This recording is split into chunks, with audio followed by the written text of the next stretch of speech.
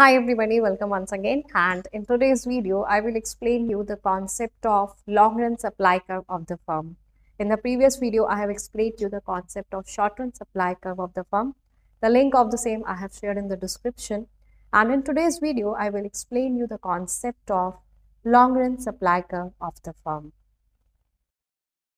As we know that a perfectly competitive firm is a price taker firm, and price was determined by market forces of demand and supply.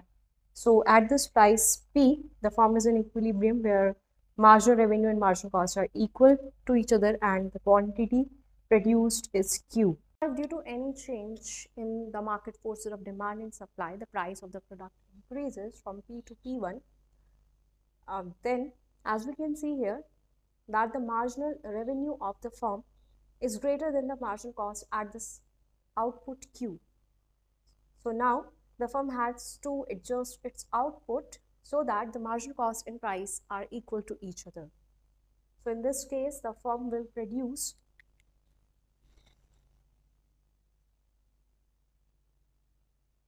till Q1 level of output so that the marginal cost and price again are equal at this point. We can name it as E1 and this point as E.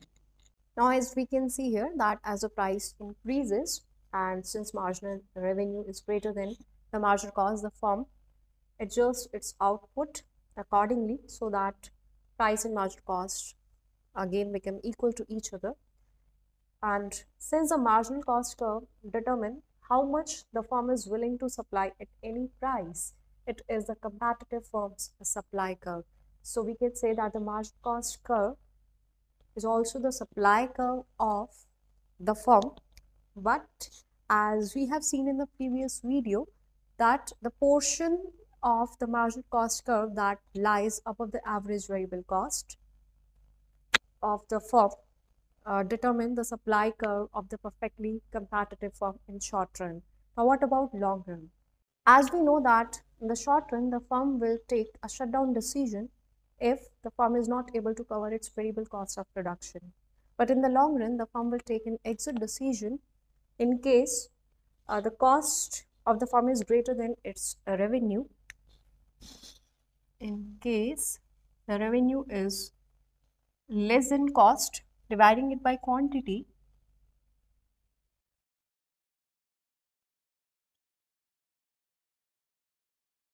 we can write it as average total cost greater than price. So the firm will exit if average total cost is greater than price, or the firm will take an exit decision if price is basically less than the average total cost of production.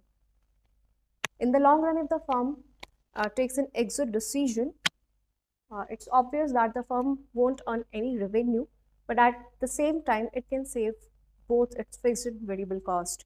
In short run, we have seen that if the firm takes an shutdown decision, the firm was able to, and if the firm was able to cover its variable cost, though the firm still has to spend on its fixed cost, but at least it was able to cover its variable cost, then the firm can undertake production after some time. Similarly, here if the firm is not able to cover its total cost, not only variable cost, if the firm is not able to cover its total cost, the firm will take an exit decision. So we can say that this portion of the marginal cost curve which lies above the average total cost curve represents the supply curve of the firm in the long run. So this portion of the marginal cost curve which lies above the average total cost represents the supply curve of the firm in the long run.